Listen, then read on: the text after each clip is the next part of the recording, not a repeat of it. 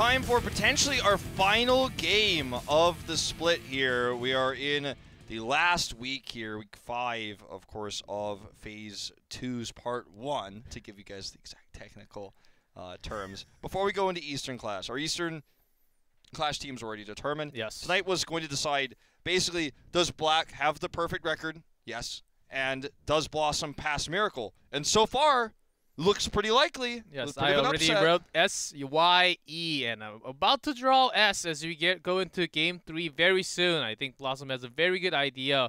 Wait, they've done their S-Y-E? Y-E-S. Oh, Y-E-S. What was I saying? You said S-Y-E. Oh. I was like, I follow you. Yeah, I follow you. Wait, what did you say?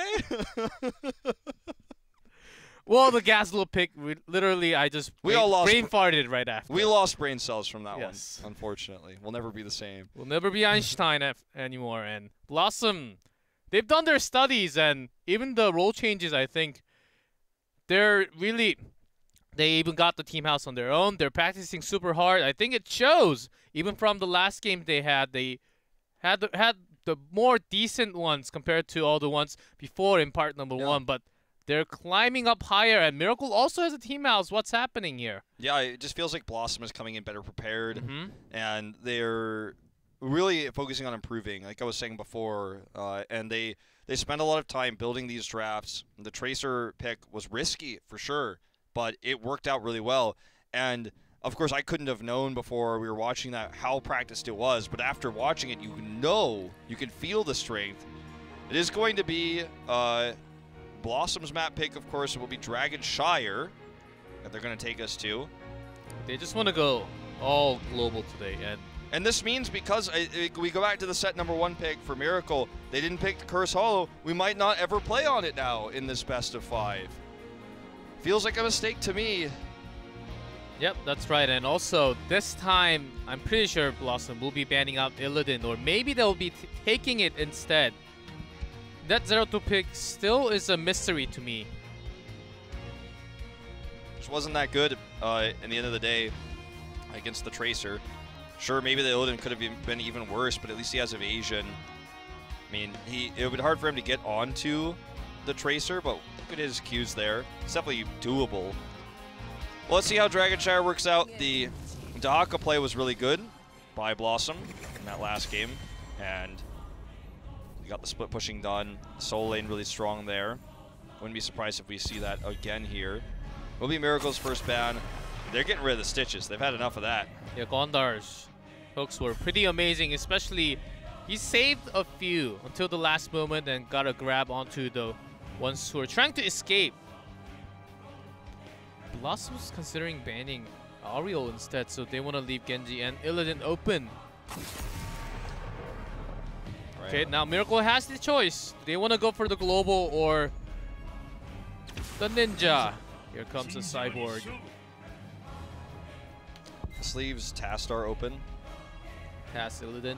Tass Illidan is a possibility for sure. To begin to take away Tass and to take the global for themselves. And they can do the similar things they did in game number 1. I think it will work pretty well. But the thing is, Miracle took Genji this time. That's a big change, not just a small change. Well, we haven't seen a draft quite like this yet with the Stitches ban, because BlossoM in the same situation would have just picked Uther Stitches like they would before, but they can't do that anymore. So they might take like Uther Greymane. It's definitely a possibility, but it's a tough rotation here now for BlossoM because of the Stitches ban. That's one of their comfort picks they just will not have. And if it's going to be Illidan Tastar, it's not something they run all too often when they run in this rotation. Did well with Cassia on Battlefield of Eternity, but this is a very different situation. It's going to be Uther with the Greymane, so I guess I called it, but I think this is the safest way to draft when you don't know what's coming out. Yeah. Actually, too safe, I would say. Really? You think so? Yes. Because now that Miracle has a chance to go with Genji along with Illidan, and there's Rehgar available along with Tassadar.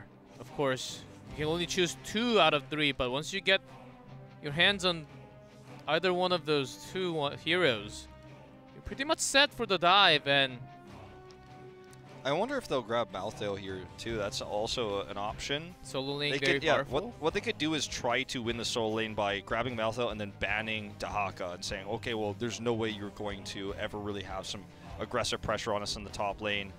Then Dahaka wouldn't be strong against Malthael, but they ban it to remove that global. It's going to be Illidan Malfurion instead, though. So we're going to see the Illidan we wanted to see last time, but weren't able to, because they took Zeratul instead.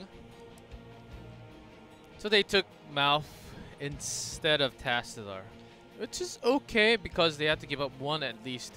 And seems like with Uther, maybe BlossoM's not really considering about taking Tassadar with the double support coming.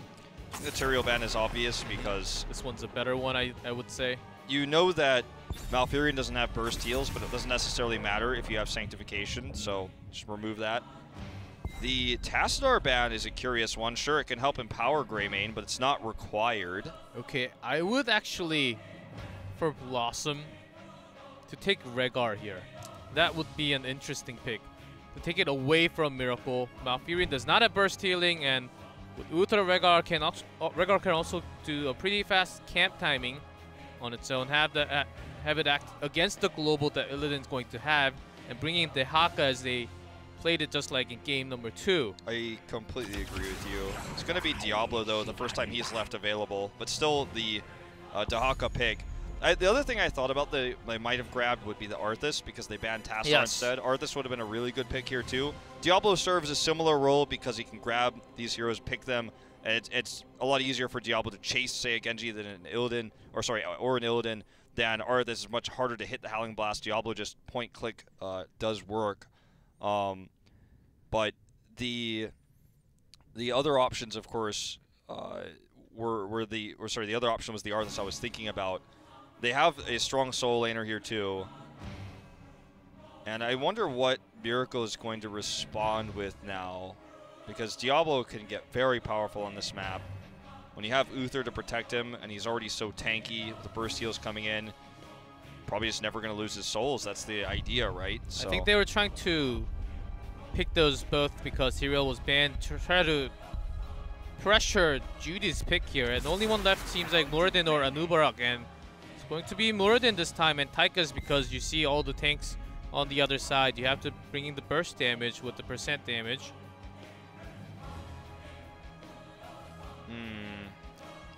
With the follow-up route will be somewhat effective, but this doesn't fully go in with the dive comp that the Miracle has. Maybe once he has the Odin up, he can do max range attacks. I just feel like there's a lot of CC to deal with both Illidan and Genji, and there's not a lot of protection for them.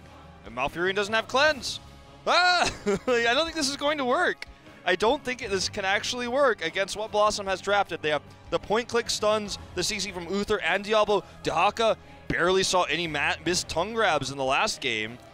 I think they're in fantastic position, BlossoM is, to deal with the Illidan dive. Bringing Cassia, and I think that will be very effective against with the blinds coming in. All the auto attacks of Miracle, there will just be no damage coming up.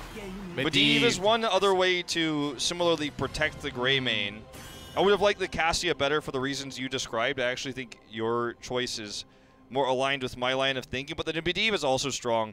Not going to be paired with the Stitches, but can be used with Diablo. It can be an amazing thing where you can hard initiate a fight with an aggressive portal.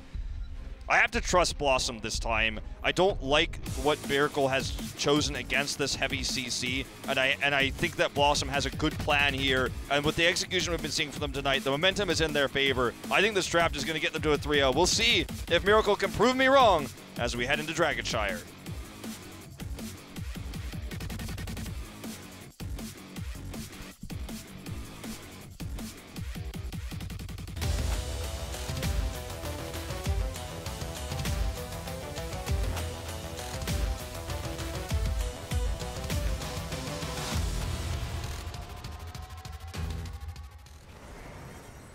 In blue, for BlossoM, it will be Wiz again on that Dahaka, Gondar on Diablo, Mora on Medivh, Dudu on Greymane, and No Chat on Uther. No Chat's been a great support all night. MVP Miracle, Judy on Muradin, Dami on Genji, Jaehyun on Malfurion, Crazy Moving on Tychus, and Sniper on Illidan. Sniper on Illidan this time. Okay. Some of us swap for both sides as Dami is on Genji. I don't like Sniper on Illidan, actually. Sniper has a lot of experience playing Illidan when he's Abathur cloning Illidan, but not much else otherwise. I think as we mentioned from the beginning, Miracle really not having a player that can play the Haka well, except for Dami, which oftentimes he has to do damage, is costing them big, which BlossoM can basically free pick the Haka later on into the rotation. Every single time, it's just open every single time. It is, and Sniper on this role is not as powerful as he is on a pseudo support or a pseudo DPS, but when he has to play this hyper carry Illidan, which is really 1/3 of their damage because the MVP teams are running a lot of triple DPS right now, especially Miracle, I worry for it. They need to just, the thing is, it's hard to counterplay strong CCs, but if they can avoid getting grabbed by Dahaka, if they can kind of kite Diablo down, poke him down with Tychus, and just not get CC'd, then certainly this draft could work. That's why the Tychus pick, I think, is the best part of the draft for MVP Miracle. But otherwise, I just feel like BlossoM has built a draft that's solid against what they've brought, and it worked well for them with Tracer with all those CCs. When they have a more well-rounded DPS with the Master's Touch DPS that's going to come out, the harassment there, and the Greymane with the Divine Shield that can pair with that, I like the draft of BlossoM better for those reasons. Yeah, looking at the draft, if you took into consideration of Mora's Medivh, which is the second time on competitive, and we did not see too many, and last time it was not so perfect, and he lost a lot of the stacks. If you talk about Rich or Sake on Medivh, then I can trust a little bit more, but Mora on Medivh so far has not been too consistent. Not a whole lot of sample size of data, but from what we have seen, you do have to draw the conclusion that it's not a hero that's super comfortable for him. But as we were going back when we talk about BlossoM, they try strategies and then they perfect them if they think they're solid. And I know that if they pick this draft, they have the... this was actually almost a super sneak play to kill Sniper. That was actually really sick. We have to respect this for a second. But I feel like even though Mora didn't show us good Medivh play, he's definitely been practicing it if they're going to bring it out tonight.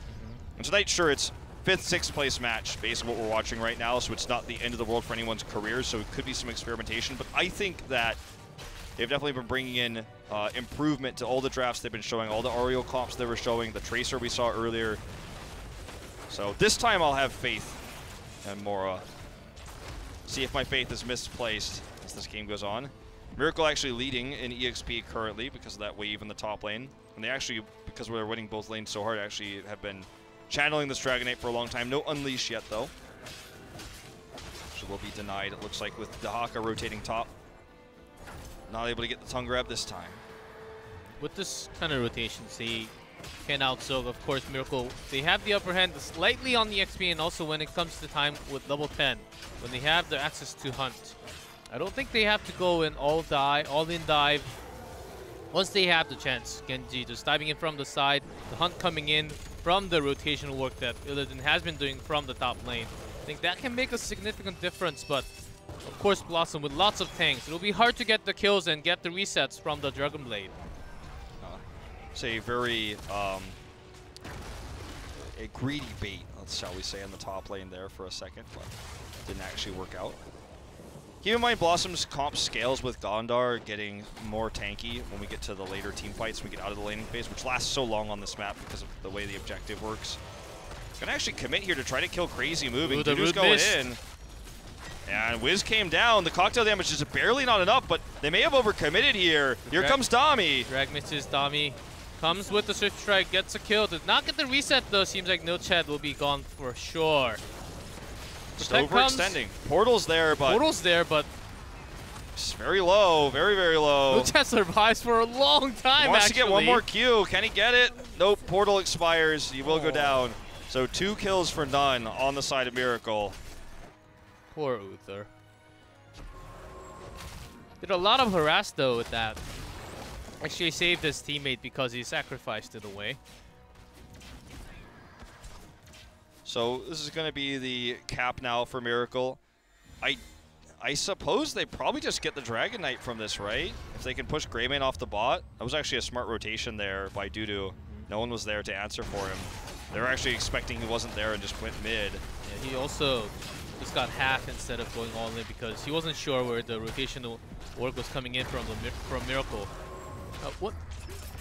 Trying to punish a little bit, and once they have access to this, Dehaka actually soaking top. They got the Sunshine too. That's a good trade, and Dehaka will be soaking a little more. As Sniper will be waiting for that level 10. All right, so BlossoM just kind of asked the turtle here for a minute. Make sure that Miracle doesn't get the shrines, but 10 is just around the corner. Not really much they can do in that window of time. Just going to do this combo here just to get some Masters touch stacks. Actually, it doesn't even get the second one there. You can see the idea for Mora, just to build some stacks. This will be the cap, actually, for the top shrine. Very important. And they wanted to maybe get a pick, get some stacks before 10, but now they just need to slow down and play a little bit more passively because Miracle has those rogues. This is going to be the hunt. Not really a big question there, knowing that it was only Malfurion for support. Dragon Blade as well. Held for a second, but we all knew it was going to be. Yes. Ooh, I don't think he could actually try to deny that. Yeah, he would lose his stacks. Yeah, after 10, Dehaka kept it safe. Did not really push the lane at all because after 10, there's the hunt. So many heroics available onto the other side, so they had to lose the Dragon Knight. But if they defend well, not losing too much on the structures, I think they're good for now. By the way, guys, notice how Wiz uses his tongue grabs? He doesn't. He only uses them when he knows he's going to get it under fort range. He doesn't blindly throw them out and try to get them for no reason. He only does it when he's in fort range 100%. That's why you see the really careful positioning here of Sniper, and Wiz is just like waiting for the moment he makes a mistake, but Sniper never does, so you just don't even see him waste the mana or the cooldown there. Ooh, this rotation is actually well done, and the pressure is real because BlossoM still does not have 10, and Miracle going all in. Got it now, but there's nothing they can use for engage. Mora could try to leyline seal here. Leyline seal plus APOC is, I think, the idea. They're trying to have the wombo combos in. Okay, Dami will be able to dash away once this Dragon Knight expires, so not going to be too threatened. And they minimalized the damage. They kept all 3 forts alive, albeit the top one is very, very low. And, you know, Miracle, they wanted more from this. They didn't get it. And now BlossoM can come back in this game if they can win some team fights. Now they have their important heroics online. Just feel like Wiz has been bullied so hard this game, though. He really hasn't been able to get the split soak he's been looking for. Now Illidan has the hunt, so it's going to be even harder. Yeah, but at least he did not lose the fort at the top. So I think he still has that pressure. I think he's still in good hands for now, because he does have the wave clear, and he can join in the team fight whenever Illidan comes along. And isolation will be the choice, of course, against the dive. Okay, Dudu's coming up into the front lines here. Judy. Lots of skill shots actually missed there. Oh, the panic Divine Shield here when the Hunt icon came up. It panicked there, dropped it out. I don't know if that was absolutely necessary in that position because he couldn't turn the fight with it. That was early for sure. And there was also the protection coming out from the Medivh. It seemed like that was enough. Yeah, definitely. And, I mean, I can understand the fear there when the Stormbolt connected too with the Hunt. They were like, ooh, he's going to chain CC, he's going to die, he's not that tanky, but most of the damage was absorbed by that. Once you hear that you are not prepared in your ear, you call to no chat, like, I need shield, I need shield. When humans get negative words like that in their brain, it's like it's been psychologically proven they want to retort them. So it's like, I am prepared. We are prepared, we're fine. Hey, but that was what happened. Yeah. It was fine, but was fine. That's a 45-second cooldown that's still left on that Divine Shield now.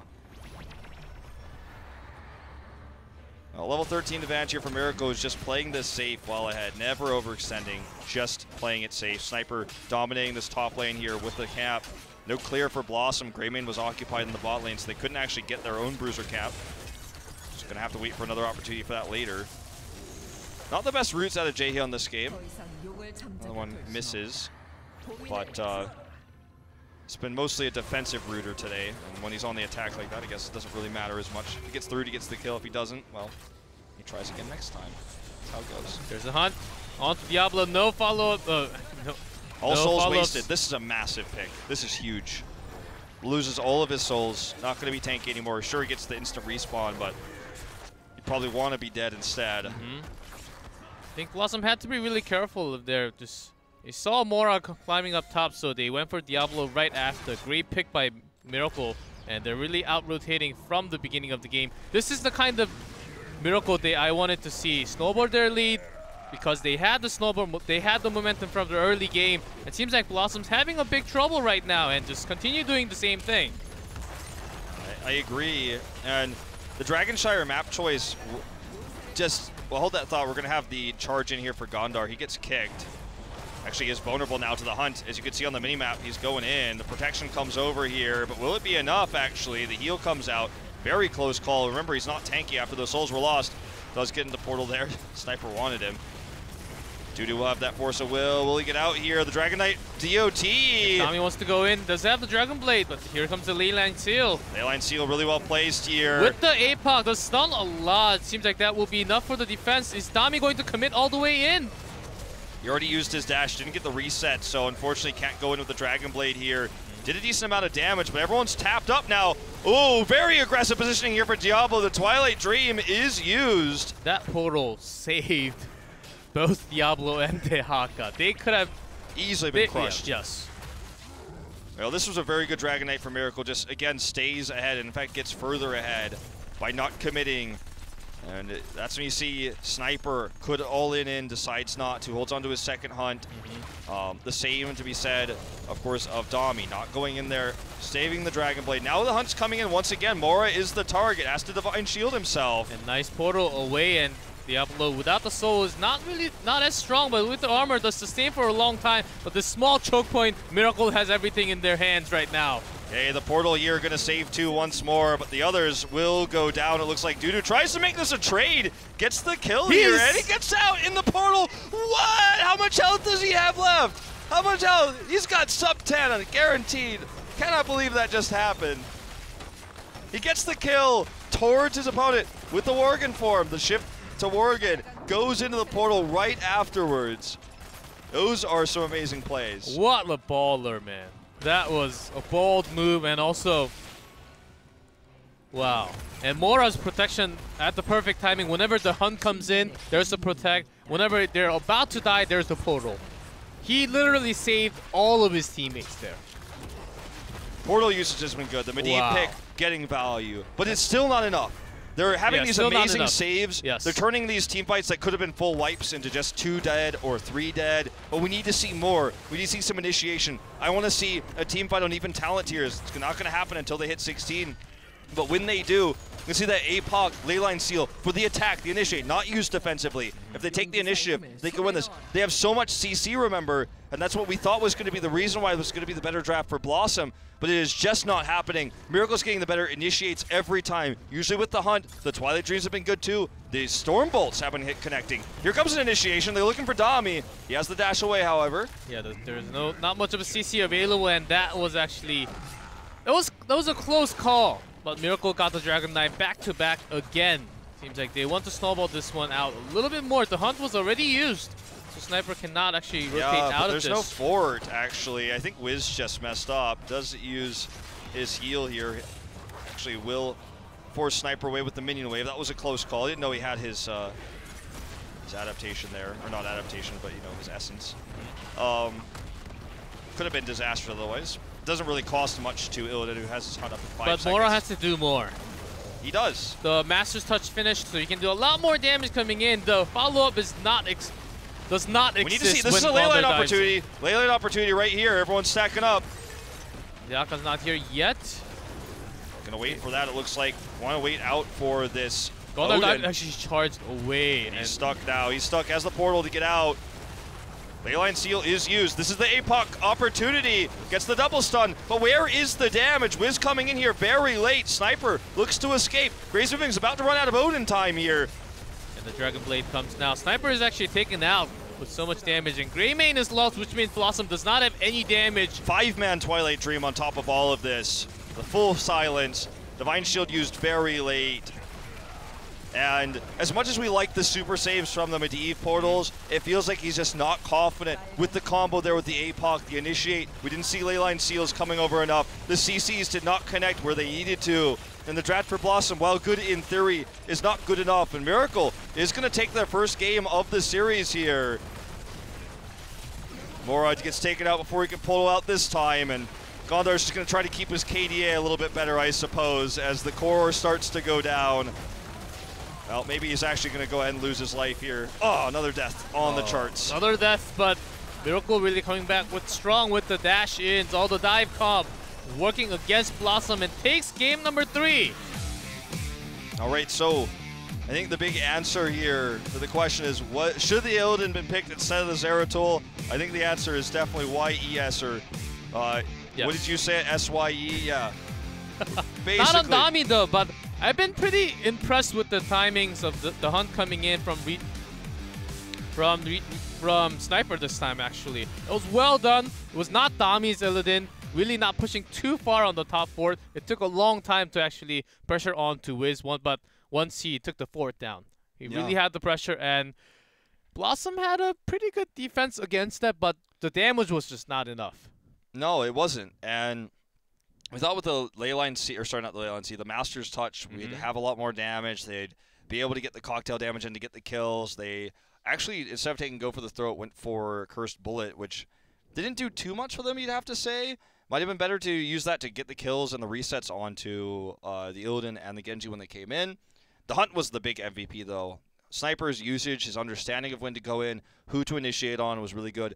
And as much as we talked big on Gondar's Diablo, which drew out several targeted bans throughout the season, it didn't end up being very powerful. He was the one who got picked and died. Yes. He lost his stacks early, wasn't as tanky as he was supposed to be, and he was one of the point-click CCs we were talking about being so powerful, being the game changer, and he was dead too often to really make that happen. If Gondar dives in alone just like that, he has to be protected, which means Dutu will not be protected when he dives in. And oftentimes when he was looking for an angle to actually dive in, he was about half HP left or even lower sometimes, so he couldn't really go in. And the only time he really traded that amazing play with the portal save was there, but if he cannot go in and do multiple damage, the swipes once he goes into the E, the wolf form, and the Curse Bullet didn't really do much, as you mentioned.